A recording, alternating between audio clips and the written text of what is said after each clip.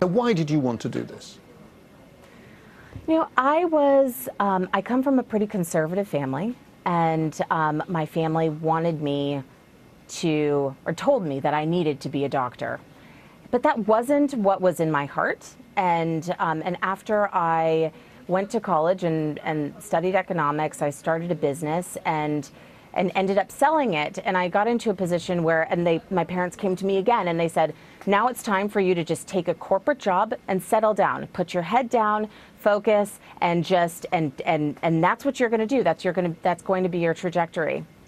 And at that point I did. I took a corporate job, and about 3 years into it, I woke up feeling completely uninspired and actually had a lot of anxiety. And the anxiety came from the feeling that I was going to be stuck in this position. I was going to be stuck in waking up every day not wanting to conquer it.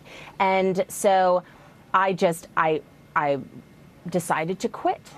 Lots of people quit though because they're unhappy in jobs like that. Not many go to Kenya, out into the bush, and spend weeks with these guys learning to live as they do. Right. Well, I was volunteering. I ended up going on a volunteer trip to help build a clinic out there, and became very close with one of the chiefs. His name was, in that area, his name was Winston. And this was my first exposure to the warriors. And the second that I landed, I saw these very strong, African men walking into pure forest with a spear and a sword. And I thought, gosh, there are lions, there are elephants in there, and yet they're walking with complete and utter confidence. And I felt that if I could even have 1% of that warrior perspective, that I'd be in a more authentic place in my life. And over the next 2 weeks when I was building the clinic, I became close with Winston. And very randomly one day I had said, so how many women are warriors? And he said, none. Women aren't strong enough or brave enough to become warriors. And I said, excuse me? And he said, it's true. Women aren't strong enough or brave enough to do what we can do. And he tells me what the rites of passage are. And I said, well, that's something that a woman can do, and that's something that I can do. And he said, okay, fine. If you're able to live without trail mix and without your stilettos, then I'll take you through the rites of passage. And then later on that day, a woman named Faith, a Maasai woman, came up to me and said, I heard you want to become a warrior. And I said, I do. And she said, well, I hope you're serious, because women in my tribe have wanted to do this for generations. And if for some reason you have the ability to get this done, I hope you take it seriously. So what do you say to those who say that this is just a kind of extreme case of rich Westerner going on a bit of adventure tourism?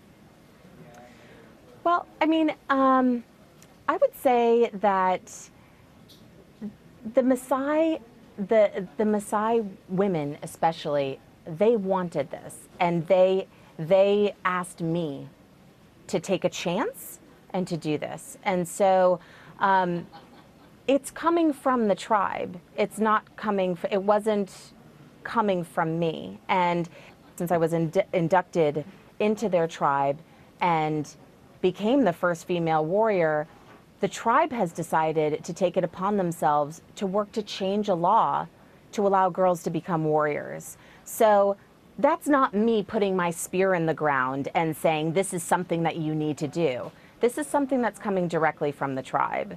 So I think that that's probably what my response would be. Will you go back?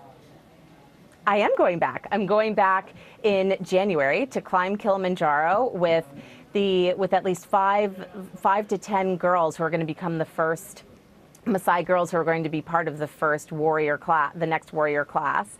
And I'm extremely excited to go back and see my tribe, and it'll just be, it's a very exciting experience. Mindy Budgoor, thank you very much indeed.